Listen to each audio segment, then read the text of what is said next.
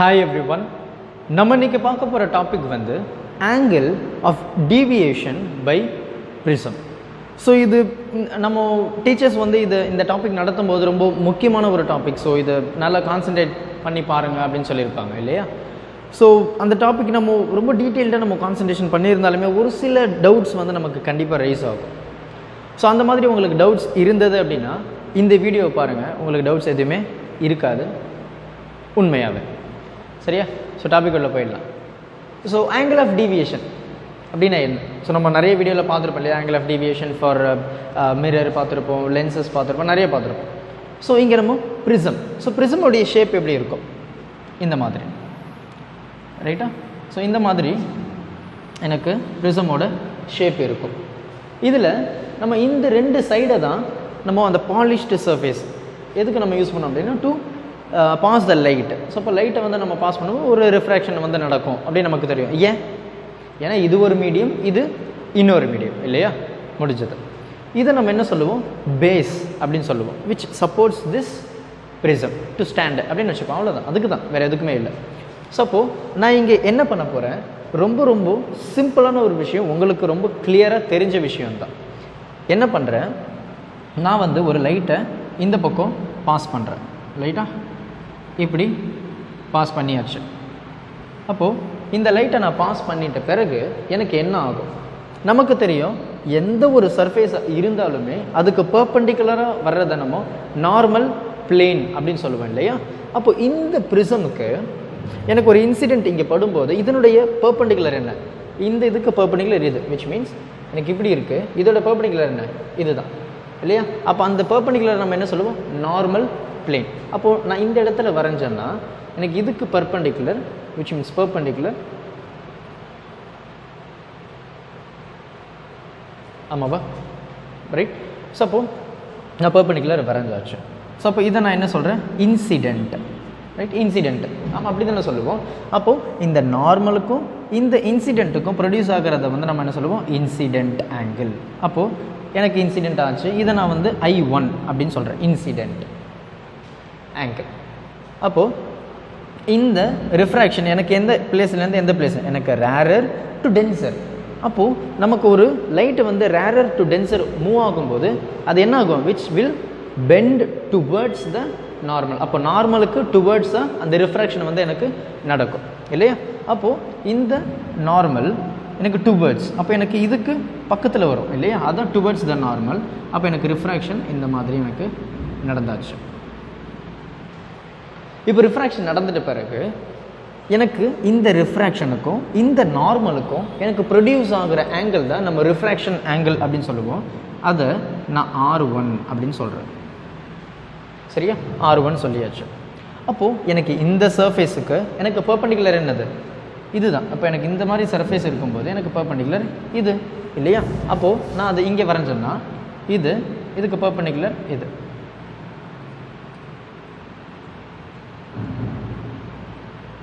ஆமாவா? பெர்பெண்டிகுலர் வரைஞ்சாச்சு.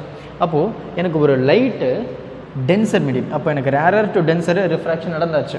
இப்போ எனக்கு என்ன ஆகுது? எனக்கு மறுபடியும் இந்த டென்சர் டு ரேரர் எனக்கு வெளியே போகணும் இல்லையா. அப்போது இந்த டென்சர் டு ரேரர் போகும்போது எனக்கு லைட்டு எந்த மாதிரி ஆகும்? விச் மீன்ஸ் அந்த ரிஃப்ராக்ஷன் எப்படி நடக்கும்? Will bend away the normal. அப்போ எனக்கு நார்மல் எப்படி இருக்கும்போது எனக்கு ரிஃப்ராக்ஷன் எப்படி நடக்கும்? Away the normal. அப்போ எனக்கு இந்த பக்கம் வரணும். இப்படி போச்சுன்னா அது டுவர்ட்ஸ் த நார்மல், எனக்கு அவே த நார்மல்.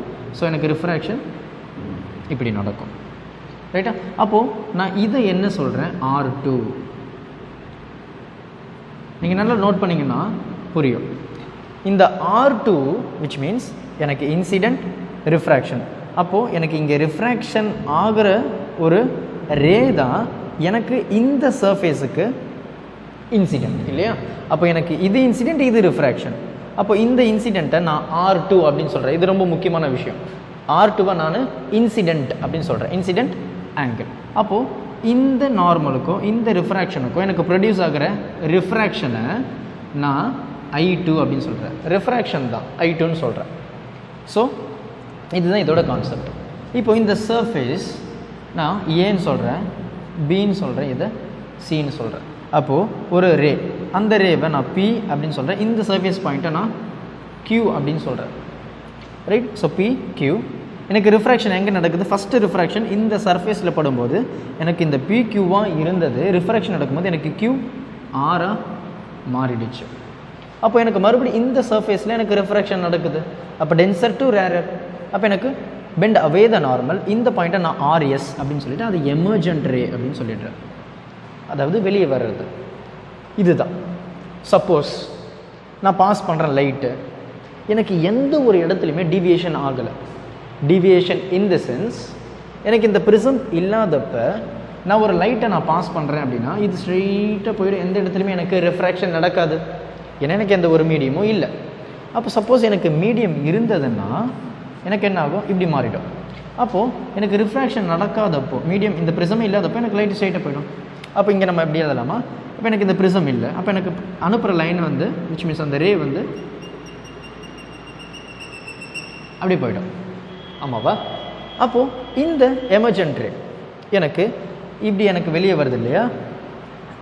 அப்போது எனக்கு இங்கே வெளியே வர்ற லைட்டு சப்போஸ் எனக்கு இந்த ப்ரிசமே இல்லை, அப்போ அந்த லைட் எனக்கு எப்படி வரும்? இப்படி தானே வரும். எனக்கு இந்த ப்ரிசம் இல்லை அப்படின்னா எனக்கு இந்த டைரக்ஷனில் வர லைட்டு எனக்கு எந்த ஒரு இடத்துலையுமே எனக்கு மீடியம் இல்லை. அப்போ இதனுடைய சோர்ஸ் எங்கே இருக்கும்? இதுக்கு நேராக தான் இருக்கும் இல்லையா? அதை நான் இப்படி வரைகிறேன். புரிஞ்சுதா? டவுட்ஸ் இருக்கா? இல்லை. ஸோ இதுதான் நம்ம தெரிஞ்சிக்க வேண்டிய முக்கியமான விஷயம். இதிலிருந்து ரொம்ப ரொம்ப ரொம்ப ரொம்ப சிம்பிளாக முடிச்சிடலாம். என்ன சார் இவ்வளோ ஈஸியாக, நான் ரொம்ப டஃப்பாக இருக்கும்ல நினச்சேன் அப்படின்னு நீங்களே சொல்லுவீங்க, ரைட்டா? ஸோ இதுதான் இதனுடைய கான்செப்ட்டு. ஒரு சின்ன நேமிங் மட்டும். இந்த பாயிண்ட்டை நான் என்ன சொல்கிறேன்? இந்த பாயிண்ட்டை இதை நான் M அப்படின்னு சொல்கிறேன், இந்த பாயிண்ட்டை நான் N அப்படின்னு சொல்கிறேன். அப்போது எனக்கு இந்த டீவியேஷன் ஆகலை, அதாவது இந்த ரிஃப்ராக்ஷன் நடக்கலை அப்படின்னா எனக்கு லைட்டு ஸ்ட்ரைட்டாக போயிடும். அதேமாதிரி இதுவும் வந்து எனக்கு இந்த ப்ரிசம் எதுவுமே இல்லை அப்படின்னா எனக்கு லைட் இங்கேருந்து வருது அப்படின்னு அர்த்தம். அப்போது இதை தான் இந்த ஆங்கிள், ரைட், இந்த ஆங்கிளை தான் நம்ம டீவியேஷன் அப்படின்னு சொல்கிறோம். அந்த டீவியேஷனை நான் D அப்படின்னு டினோட் பண்ணுறேன். அதாவது எனக்கு ஒரு லைட் நேராக இப்படி போகுது, இன்னொரு லைட் எனக்கு இப்படி வருது, ரைட்டா? அப்போ எனக்கு இந்த இடத்துல ப்ரொடியூஸ் ஆகிறது தான் நான் ஆங்கிள் ஆஃப் டீவியேஷன் அப்படின்னு சொல்கிறேன், ஆங்கிள் ஆஃப் டீவியேஷன். அப்போது இதை நம்ம ஆங்கிள் ஆஃப் டீவியேஷன் சொல்லலாமா? சப்போஸ் எனக்கு லைட் இல்லைன்னா எனக்கு நேராக போயிருக்கும், ஆனால் எனக்கு ஒரு ப்ரிசம் இருக்கனால எனக்கு ரிஃப்ராக்ஷன் வந்து நடக்குது, ரைட்? சப்போ இந்த இதை, ரைட், இது நல்லா கவனிங்க, இதை நம்ம புக்கில் கொடுத்துருக்க மாட்டாங்க. ஸோ இதை நான் D1 அப்படின்னு சொல்கிறேன், ரைட்டா? D1. இதை நான் என்ன சொல்கிறேன்? D2 அப்படின்னு சொல்கிறேன், அதாவது டிவியேஷன் 1 டிவியேஷன் 2. அப்போ எனக்கு இப்படி நேராக போகிறது எனக்கு என்ன ஆகுது? ரிஃப்ராக்ஷன் நடக்குது. அப்போ இதுதான் எனக்கு டிவியேஷன். இது வந்து எனக்கு என்னது? Refraction angle. நம்ம பார்த்துருப்போம் இல்லையா? இது ரிஃப்ராக்ஷன் ஆங்கிள். சப்போஸ் எனக்கு டிவியேஷன் ஆகலை அப்படின்னா இதை நம்ம சொல்லியிருப்போம், அது டிவியேஷன். அதே மாதிரி தான் எனக்கு இங்கே இது D1 இது D2. ஸோ நமக்கு தெரிஞ்ச ஒரு சின்ன விஷயம், இந்த ரொம்ப சிம்பிளான ஒரு விஷயம், ரைட்? இதை நான் ஜாயின் பண்ணுறேன்னு வச்சுக்கோங்க. சப்போஸ் நான் எக்ஸ்டெண்ட் பண்ணிட்டேன், என்ன எனக்கு இந்த ட்ரையாங்கிள், அதாவது இது ப்ளஸ் இது, அப்படியும் புரியல அப்படின்னா ரொம்ப ரொம்ப சிம்பிளாக சொல்லணும் அப்படின்னா நமக்கு தெரிஞ்ச விஷயம், எக்ஸ்டீரியர் ஆங்கிள்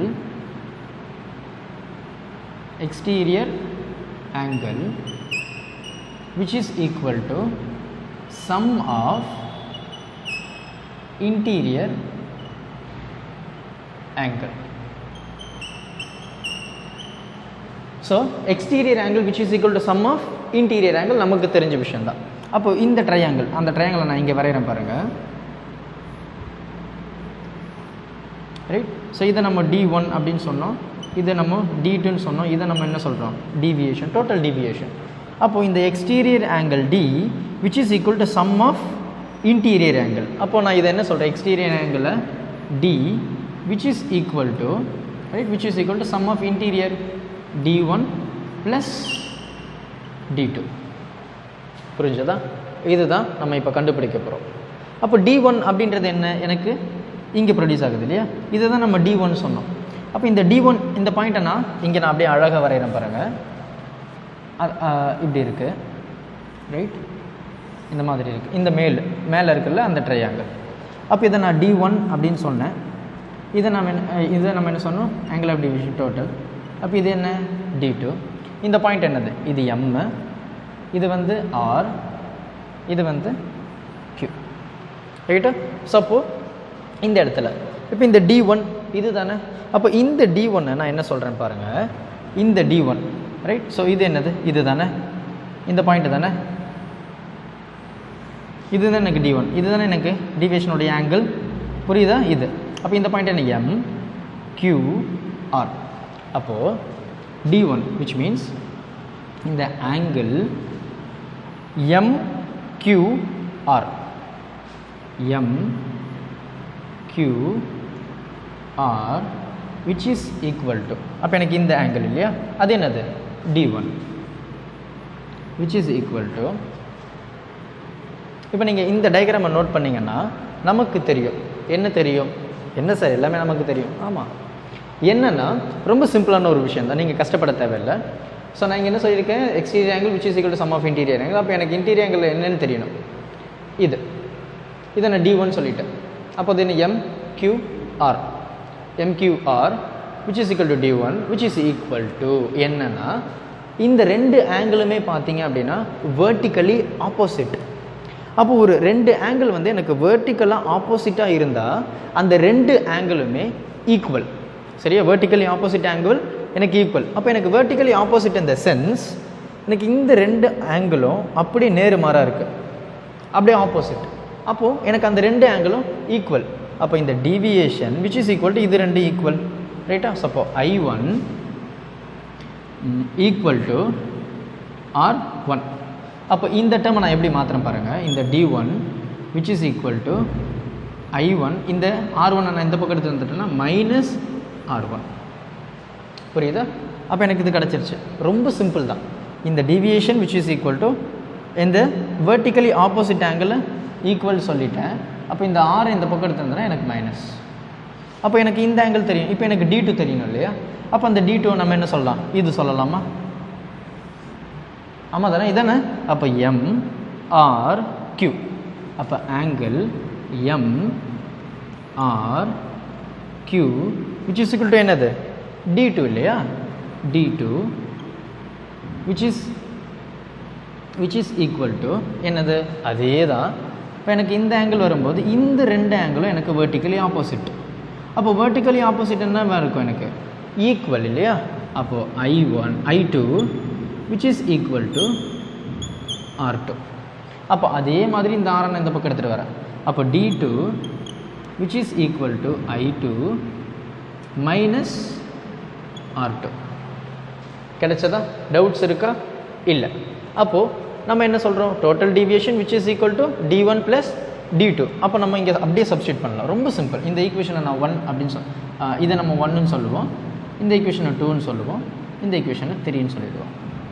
அப்போது சப்ஸ்டியூட்டிங் ஈக்குவேஷன் 2, 3 இன் ஈக்குவேஷன் 1. அப்போ இந்த ரெண்டு வேல்யூவும் இந்த ஈக்குவேஷனில் சப்ஸ்டியூட் பண்ண போகிறேன். அப்போது D which is equal to D1 என்ன? இது. அப்போது I1 minus R1 plus I2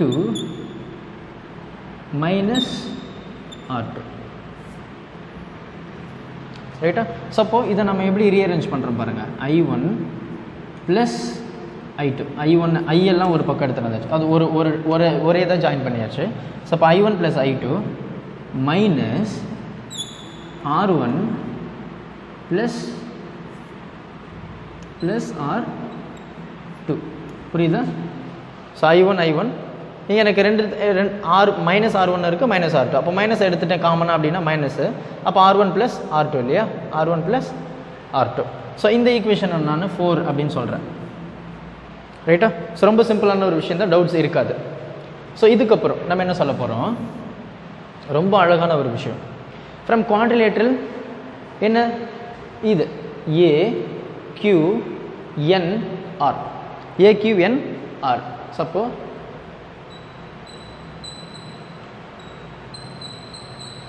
சொல்ல ஸ்பேஸ் பத்தாது இல்லையா? நான் கொஞ்சம் மேலே எழுதிக்கிறேன். ஸோ குவாட்ரிலேட்ரல் என்ன சொல்கிறேன்? AQ இது AQNR. அந்த மொத்தமாக AQNR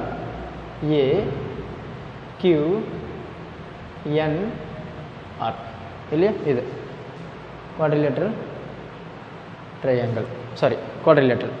ஸோ அப்போ என்ன தெரியும், நமக்கு தெரியும் இல்லையா quadrilateral அப்படின்னா என்ன, ஆப்போசிட் ஆங்கிள் நான் ஆட் பண்ணேன் அப்படின்னா எனக்கு 180 டிகிரி இல்லையா, ஆப்போசிட் ஆங்கிள் 180 டிகிரி quadrilateral இதுதான் சொல்லுது. அப்போ ஆப்போசிட் ஆங்கிளை நான் ஆட் பண்ணேன் அப்படின்னா எனக்கு 180 டிகிரி.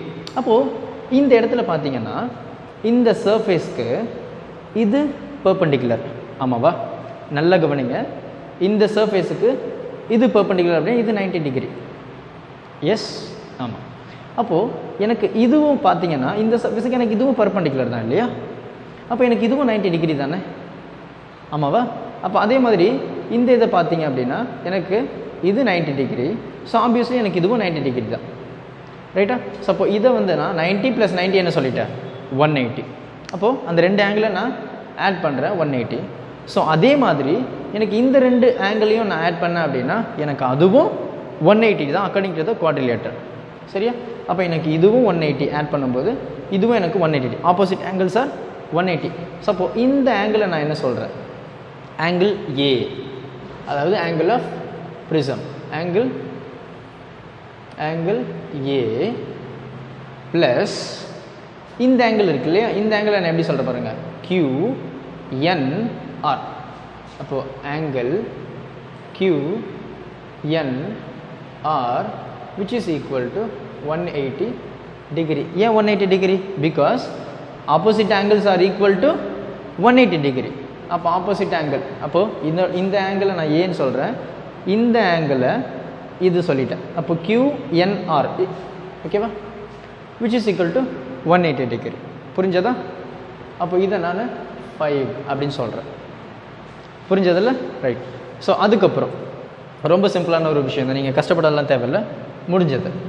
இந்த கீழே ஒரு ட்ரையாங்கிள் இருக்குது இல்லையா, அந்த ட்ரையாங்கிள் என்ன, QNR. Suppose in triangle QNR. So QNR. Suppose நமக்கு தெரிஞ்ச ஒரு சின்ன விஷயந்தான், நான் இங்கே எழுதிடுறேன் QNR, ரைட்டா? ஸோ என்ன சொல்கிறாங்க, எனக்கு according to the property of triangle, properties of ட்ரையாங்கிளோடைய ப்ராப்பர்ட்டி படி எனக்கு sum of all the interior angle are equal to 180 degree. Property of triangle படி எனக்கு இந்த ட்ரையாங்கிள் எடுக்கும்போது எனக்கு உள்ளே இருக்கிற எல்லா ஆங்கிளையும் நான் ஆட் பண்ணேன் அப்படின்னா எனக்கு 180 டிகிரி அப்படின்னு வரணும். அதுதான் ப்ராப்பர்ட்டி ஆஃப் ட்ரையாங்கிள் சொல்லுது. அப்போ எனக்கு இந்த ட்ரையாங்கிள் எடுக்கும்போது இந்த ஆங்கிள் ப்ளஸ் இந்த ஆங்கிள் ப்ளஸ் இந்த ஆங்கிள் ஈக்குவல் டு 180 டிகிரி. அப்போது இந்த ஆங்கிள் நம்ம என்ன சொல்லியிருக்கோம் பாருங்கள், ரிஃப்ராக்ஷன் இல்லையா, இது. அப்போ R1, ரைட்டா? ஸோ அப்போ R1 ப்ளஸ் இதை நம்ம என்ன சொன்னோம், ரைட், R2 இல்லையா, R2 ப்ளஸ் இந்த ஆங்கிள் என்ன, நம்ம எப்படி சொல்லலாம், QNR, angle QNR which is equal to 180 degree. இந்த இதை வந்து நான் 6ன்னு சொல்கிறேன். ஸோ இப்போ நம்ம என்ன பண்ண போகிறோம், கம்பைனிங் இல்லை கம்பேரிங் ஈக்குவேஷன் 5 and 6 இது ரெண்டுத்தையும் நான் கம்பேர் பண்ணும்போது 180 போச்சு, இதுவும் போச்சு. எனக்கு மிச்சம் இருக்கிறது என்ன, R1 plus R2 which is equal to A. எனக்கு இது தானே எனக்கு இருக்கிற மிச்சம். அப்போது இந்த வேல்யூ, ஸோ இப்போ angle of prism which is equal to அந்த ரிஃப்ராக்ஷன் ஆஃப் ஃபஸ்ட்டு ஃபேஸ் அந்த side and the incident of the second side. So இது ஃபஸ்ட்டு செகண்டு இது தானே. அப்போது இந்த வேல்யூவை நான் என்ன சொல்கிறேன், இந்த ஈக்குவேஷனை நான் 7 சொல்லிவிட்டு நமக்கு ஒரு ஈக்குவேஷன் நம்ம அந்த டோட்டல் டீவியேஷன் அப்படின்னு சொல்லி கண்டுபிடிச்சோம் இல்லையா, இதை நம்ம டீன்னு தானே சொன்னோம். ஸோ அப்போது சப்ஸ்டியூட்டிங் ஈக்குவேஷன் 7 இன் ஈக்குவேஷன் 4, இப்போ எனக்கு என்ன இருக்குது, D which is equal to I1 plus I2 minus R1 plus R2. இதானே எனக்கு இருக்குது. அப்போது இந்த R1 ப்ளஸ் R2க்கு பதிலாக நான் இந்த A அப்படின்னு சப்ஸ்டியூட் பண்ணலாமா? அப்போ D which is equal to I1 plus I2 அந்த மைனஸ் அப்படியே தான் எழுதியாச்சு. இந்த வேல்யூக்கு பதிலாக நான் என்ன சொல்கிறேன்? A அப்படின்னு சொல்கிறேன். ஸோ இதுதான் நமக்கு ஃபைனலாக கிடைச்ச angle of deviation of a prism. அப்போ இந்த ஆங்கிள் ஆஃப் டீவியேஷன் எதை டிபெண்ட் பண்ணியிருக்கு? So incident of the first, I2ன்றது refraction of the second and the angle of prism. So இது மூணையும் ஷியோர்லி வில் டிபெண்ட். என்னது? Angle of deviation of the prism. So இதுதான் angle of deviation by prism. So பொறுமையாக பாருங்கள், ரொம்ப கிளியராக இருக்கும். டவுட்ஸ் இருந்தானா கமெண்ட் பண்ணுங்கள், இதை ஷேர் பண்ணுங்கள், உங்கள் ஃப்ரெண்ட்ஸுக்கு சொல்லிக் கொடுங்க. Thank you. Help others with a smile.